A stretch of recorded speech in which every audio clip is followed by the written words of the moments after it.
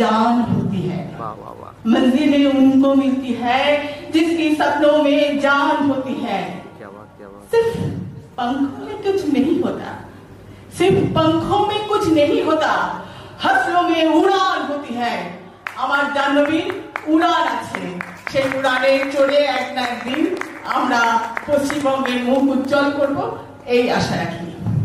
আর একটা আবেদন আছে, নিবেদনও করতে পারেন আমাদের মাননীয় পৌরপিতা ওনার কাছে, যে আমাদের মিনুয়া দাসের কাছে আমি একটু অনুরোধ করব, আমাদের বেদিয়াপাড়ার যে নাট্য উৎসব